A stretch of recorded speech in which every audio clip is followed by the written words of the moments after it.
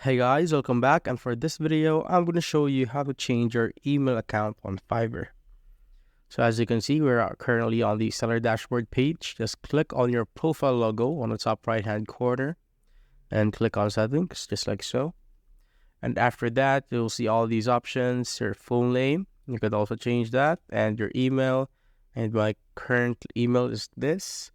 And just after that, you could just input whatever email you want to replace it with. And after that, go to that particular email and you'll see Fiverr. After you put on your email, Fiverr will prompt you to verify your email. So they will send a verification email to the email that you replaced it with. And just go to that email inbox and just click on the verification and confirm the email change. And after that, you will be prompted to go back to this page, and you will need it to verify your account by either SMS or by call.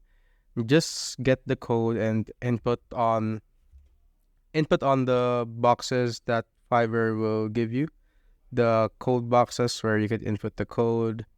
And after that, you're all done. If you have found this video helpful, simply leave a like below or subscribe because it helps me reach more people. See you on the next one.